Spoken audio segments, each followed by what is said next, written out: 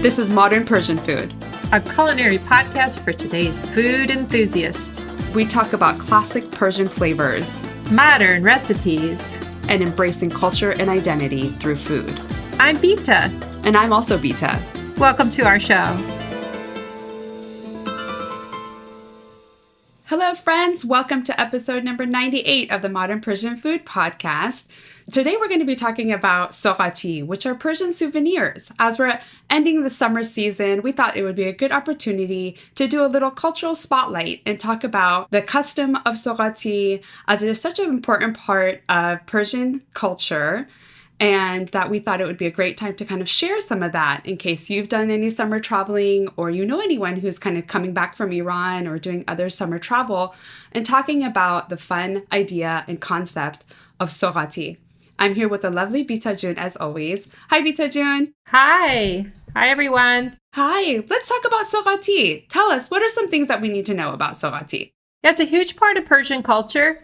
Soghati is typically when you are going somewhere, you take things to the person that you're visiting. Mm-hmm. But if we break that down even more, it is kind of just gift giving. And anytime you go to someone's house, you don't go empty-handed. That's something I think everyone can relate to. When you take a bottle of wine to a dinner party or some flowers, it's definitely a part of Persian culture. Oftentimes, I think in our family anyway, when we're going somewhere to visit, it might be staying with some family or friends. And so it's a way to kind of say thank you and bring things from your hometown to them that they may not be able to get. Exactly. And then, especially when you're traveling far, it's really nice. I know that going back to Iran, they're always so excited to see what kind of even the candies or treats that we have here or clothing and things like that. Those are all really kind of things that they look forward to receiving as gifts. And reversely, when we come back from Iran,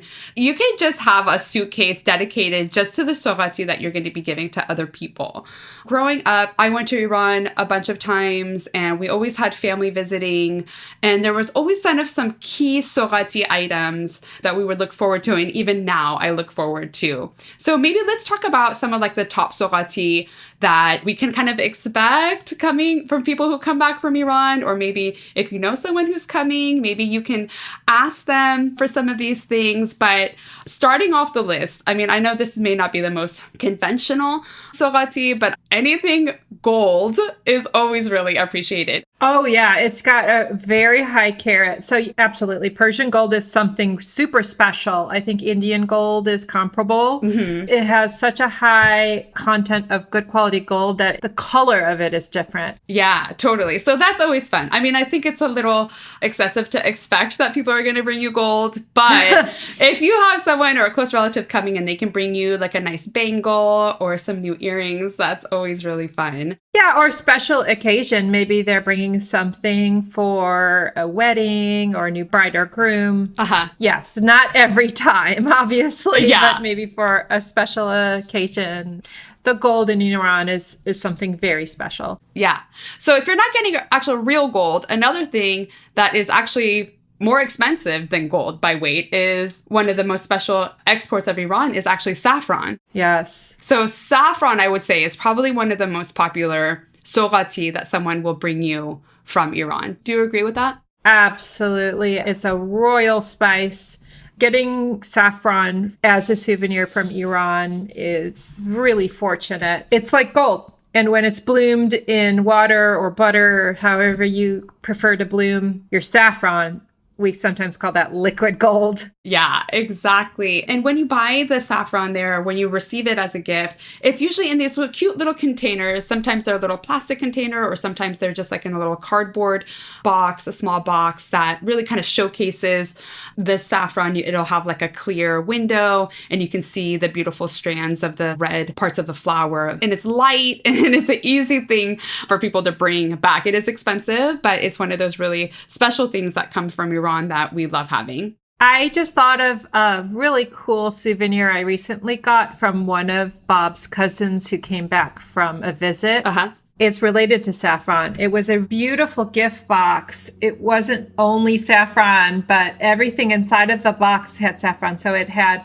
saffron tea teas and saffron, dessert boxes of things that you could stir together and make, and actual saffron. And I don't know how she brought it back. It was really huge and had a lot of items in it, but I was so happy and excited to get such a generous gift brought back. Yeah, so beautiful. That sounds really lovely. Some other items that you may get from Iran or for Soghati are a lot of dried fruits and nuts. So I think the most coveted one of that is really the Persian pistachio.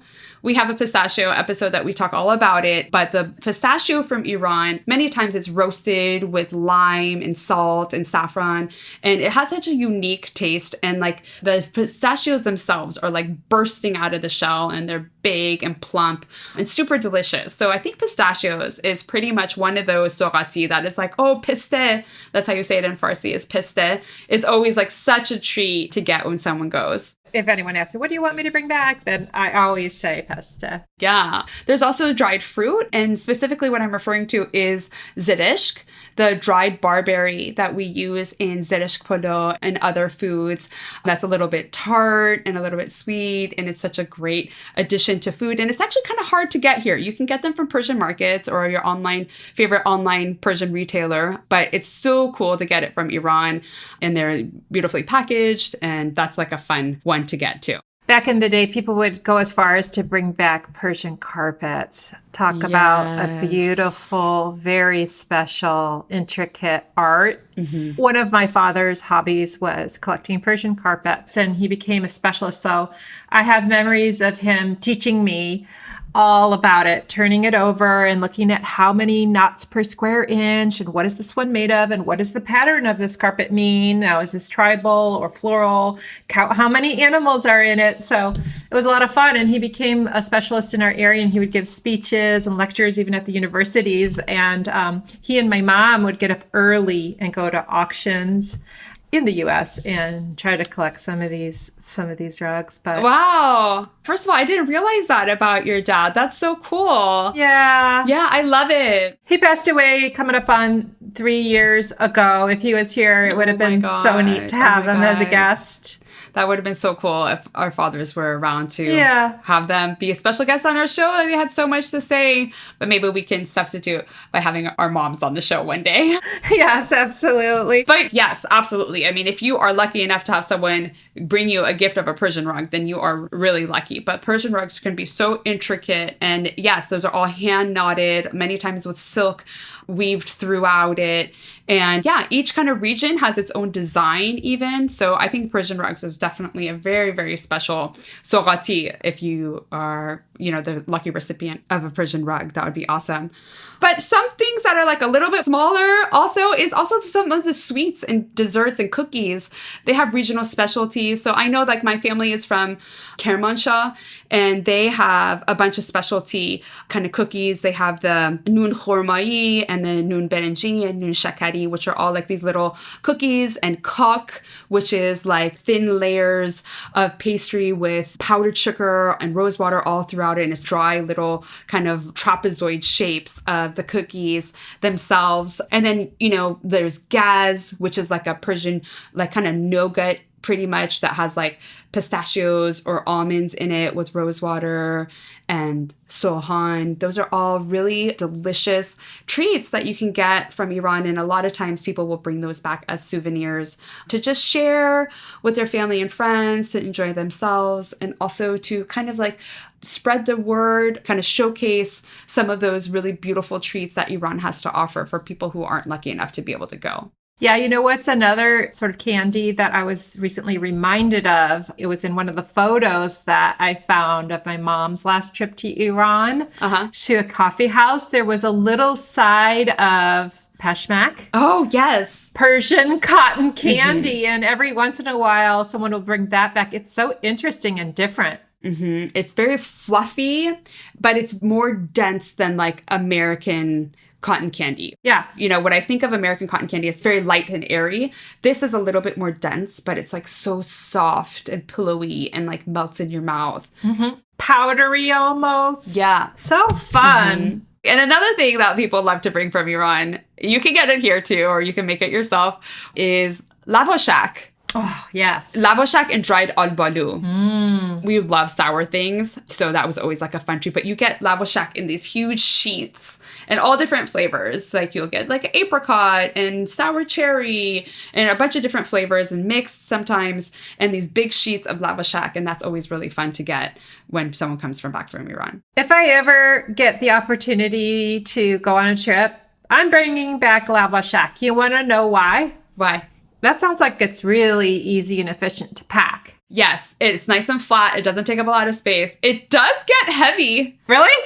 Yeah, the thing is that when you get a lot of these things in Iran, they're weighing it by the kilo. So if you're like, oh, ye kilo peste, it's like 1 kilo is like over 2 pounds. So it kind of like starts adding up. But yeah, you're right. Lavash is easy to pack, but I think if you get a lot of it, it will start to get heavy. My mother-in-law, when she packs, she does a system which I started doing. You kind of wrap everything in a sheet. Yes. And so, yeah, is that a Persian thing? Yeah, I think so. And so if they open it in customs or something, like it's just a little more protected or whatever, and then that could get laid on top of the sheet. Yes, that's a good idea. Or on the very bottom of the suitcase. So you really are trying to take as much as you can when you go to Iran. You know, we try to just pack our suitcases like to the brim, and to the point that if you ever know someone who's going to Iran, they're usually like either using a special suitcase scale, or they're asking the young men in the family, can you lift this suitcase and weigh it for me? And so you stand on a scale and you hold the suitcase and you see, all right, you have 50-pound limit. You got 48.5 pounds. Like, how can we squeeze in a little bit more? Yes, or kilos. Right, exactly. So there is really an art of wrapping your suitcase up. And a lot of people will use like a chador or like a big sheet of fabric and wrap it. And not only is that easier if you have to go through customs and they open everything up, but that huge suitcase busts at the seam or breaks open, all of your stuff is not falling out. It's all still contained. Oh my goodness. These days, if I'm like traveling, if I have like a sarong or like something, I'll try to like kind of wrap some of my stuff. So yeah, I literally like cut half of an old sheet and then that's for my suitcase. yes. As a kid, I only got the opportunity to go back to visit Iran once pre-revolution. So it's definitely on my bucket list to go and go to all the beautiful places as a tourist. I don't have much family left there. Most have gone to Australia and Europe and US. But my mom used to still go back because she still had family quite a bit. So my mom is an artist and a designer and a creator, and she had a boutique for many years. So when she would go back to Iran, she would take clothes for her sister and family members, an entire extra suitcase of clothes and things from the US to take back to Iran. Those are the kind of memories I have of her packing and thinking of what would be nice for her sister, what would be nice for her cousin, and so forth back in Iran. What type of memories do you have of things you would take to Iran, I guess? So, I mean, like packing the Soghati to go to Iran can be like, honestly, can be a little bit overwhelming sometimes because you really want to make sure that you have something for everyone. You know, if you look at a family, you really want to take at least one thing for like every person of the family. You know, they come, when you go to Iran, they like kind of accept you and embrace you and welcome you with such open arms. The people are so excited to have you. It's such a loving community and group of people that you really want to do as much as you can. So, you know, my mom goes back more these days than I do, but we have like a big bag for each family and you have paper, like labels on each one and each person and each kid and trying to just kind of figure it out. So it's kind of like a little puzzle to try to be like, okay, how can we make sure that we're covering off on everybody? These days, you know, as my mom is getting older and can't really be taking these huge suitcases, is like just trying to encourage her to take smaller things. Let's like, why don't you take like a box of chocolate or like scarf or something like that. But yeah, I mean, I always have these memories of like the suitcases and packing a suitcase as being such a big part of travel to Iran and the Soghati part. And then reversely, when you come back from Iran, again, you have a limitation of how much space you have in the suitcases. And also a lot of people will be like, oh, you're going there. Can you please take this? And a lot of times it'll be like really important things. Like, can you take this like heart medicine for like my brother who lives there or whatever, you know, whatever the situation is where you really need to. But a lot of times people get really kind of excited and like, can you pick these 3 pairs of really heavy jeans? You know, things have changed over the years. Yeah. So I feel like when I think back of like memories of Soghati, it's kind of twofold. One of them is like the anxiety of making it all fit into the suitcases. And then the alternative is that like also being able to savor those flavors and kind of like little mini experiences back here in the US after visiting or having someone visit to be able to kind of savor those flavors here outside of Iran. So you want to hear a modern story, literally like just last week? Yes. My daughter is in Europe visiting extended family, and the family is on my in-laws' side. So they are Iranian, European. You know, we were teaching her, okay, now take something for each member of the family. The family has parents and then some young adult sons. So for the sons, she took a Levi t-shirt. So Levi's is a company in San Francisco. So she took a Levi t-shirt for each of the boys, young adults. And for the parents, she was given, as you said, when someone knows you're going somewhere, they'll give you things to take that person. So she had to take 4 decks of cards and a big, huge handbag that was a gift to the cousin's house. It took up half her suitcase because she's trying to travel light. She's in Europe. So that was funny. It was very like on brand with what it's like to take Soghati. Totally. It's a great example of how, you know, we're still using Soghati in our everyday lives and the Persian etiquette of when you go somewhere to take something, don't go empty-handed. Sometimes somebody will just give you something wrapped up in a plastic bag with tape or whatever with someone's name on it. You have no idea what it is. Little do they know, it's just, you know, a bra and some deck of cards. That's so funny. Yeah, well, hopefully everyone kind of enjoyed listening about us talk about Soghati and traveling. This is kind of rounding out the summer. Hope that you all have had a really great summer, happy and healthy. And we are looking forward to our next season. This was episode 98. We have episode 99, as we're going to be talking about Persian coffee and some of the rituals around that. And then after that, we have our 100th episode. So we are super excited. Woo-hoo! And then also, I just wanted to just take the opportunity to thank everybody for listening to the show and being part of this journey with us. And as we set off with our 100th episode, please send us your thoughts, send us your feedback. We are getting a great lineup of guests coming on the show and some really fun topics. So please let us know what you like, what you want to hear, and we will be sure to incorporate them into our next season. We do have an Ask the Beats. We have another one from my daughter, Sonia. She gave one like a month or two back about Tahdig, which was fun. And she has been really eager and anxious for us to include this question. So her question is, what is the most popular Persian dish? So Sonia June, Bita and I will talk about that now. And Bita June, you want to take it away? Sure. Gosh, that's a loaded question. It depends who you ask. Yeah. My immediate answer that comes to mind is rice. I think that Persian rice is super special and coveted and popular. What would you say? Yeah, you know, that makes a really good point. The rice and the tahdig, especially when people think about Persian food, that's like kind of what comes to mind. I would say that the national dish, the most iconic dish in Persian culture, I would say is ghormeh sabzi, which is a very herb heavy, typically with beef, braised stew served over rice with kidney beans and limu omani, dried Omani lemons in there. I would say that that's probably the most iconic Persian dish. And we are due to do a ghormeh sabzi dedicated episode. So keep an eye out for that, hopefully with a special guest. So we will talk more about ghormeh sabzi. You know, rice and ghormeh sabzi is probably the most popular Persian dish. Yeah, I mean, we could probably go on for an hour about what's most popular in our own families. Yeah, what would you say that's the most popular Persian dish in your family, Bita June? Okay, yeah. I have a 3-part answer to that. Great. If Maman Minu, my mom, is cooking, I think we would ask for lubia polo, Persian green bean and rice, or her abgusht, which is the meat, potato, and chickpea stew.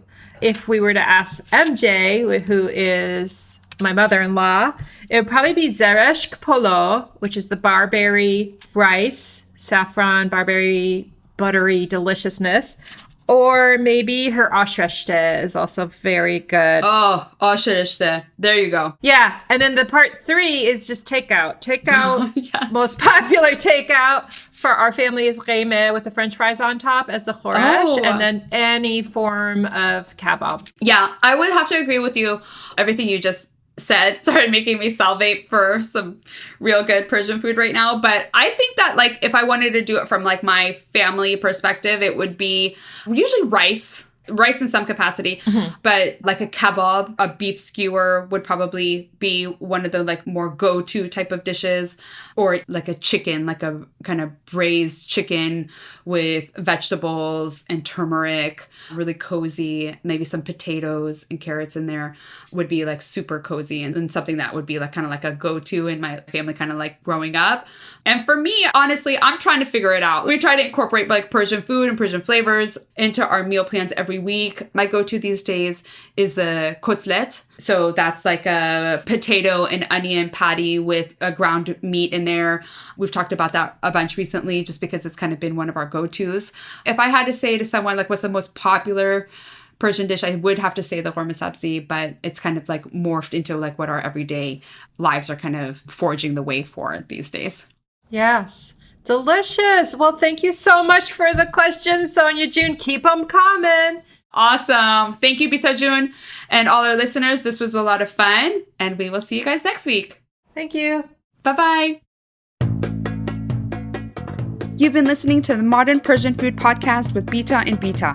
Thanks for spending time with us. If you've enjoyed what you heard today, consider telling a friend or giving us a good rating. You can subscribe to our show for free on your favorite podcasting app or find us online at modernpersianfood.com or on Instagram for the recipes and information we talked about today. We'd love to hear your thoughts and see you next time.